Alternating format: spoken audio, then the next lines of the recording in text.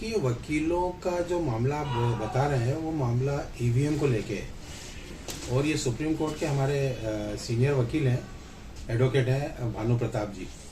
उन्होंने एक मुहिम छेड़ी है और उसमें ये था कि ईवीएम को लेके जो जनता में आक्रोश है कि इसमें कई कुछ संदेह उत्पन्न हुए हैं, उसको लेके उन्होंने चुनाव आयोग से समय मांगा था और बात करना चाह रहे थे। इसके लिए गए भी थे, तो 2-3 दिन पहले ही पूरा प्रतिनिधि मंडल जा रहा था, तो उनको गिरफ्तार कर लिया गया।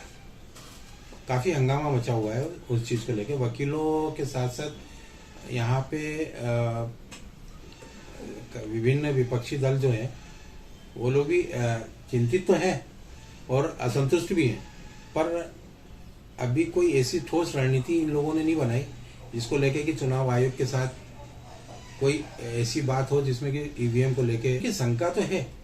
क्योंकि अगर हम इसको देखें तो इलेक्ट्रॉनिक मीडिया है, ये भी सिस्टम इलेक्ट्रॉनिक ही है और पूरे विश्व में कई ऐसे देश है, अधिकांश देश जो है जहाँ पे चुनाव होते हैं ईवीएम प्रतिबंधित है वहाँ पे, क्योंकि इसे हैक किया जा सकता है। तो हैक किया जा सकता है तो उस चीज को किंतु परंतु जहाँ पे भी लगता है उसको लोकतंत्र में ठीक नहीं माना जाता, तो इसलिए उसको प्रतिबंधित किया हुआ है। पर इंडिया में वो चीज चल रही है, लाख विरोध के बाद चल रही है।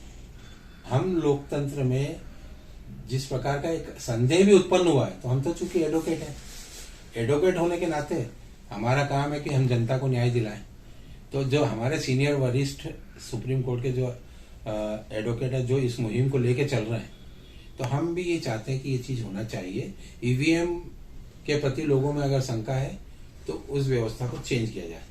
मैं मतगणना को लेके और मतदान को लेके जो गैप बन रही है उस गैप को आप खत्म कर दो या फिर बैलेट से चुनाव करा लो। हाँ, मेरा ये कहना है कि लोकसभा के चुनाव चूंकि कई चरणों में होते हैं, तो आप इसको एक काम कर सकते हैं कि मतदान और मतगणना में जो गैप है उसको हम कैसे खत्म कर सकते हैं कि चुनाव का टाइम 6 बजे तक है, उसी के साथ उसकी, क्योंकि ईवीएम से ही हो रहा है, मैं सपोर्ट करता हूं, पर उस ईवीएम के चुनाव को तत्काल 7 बजे 8 बजे वहां पे सारे लोग जितने भी एजेंट बैठते हैं उनके समक्ष खोल के काउंट करके उनको एक सर्टिफिकेट दे दिया जाए, तो इसके प्रति जो अविश्वसनीयता लोगों में है वो खत्म हो जाएगी। बने रहने के लिए ग्रामीण भारत टीवी को सब्सक्राइब कीजिए और बेल आइकॉन दबाना ना भूलें।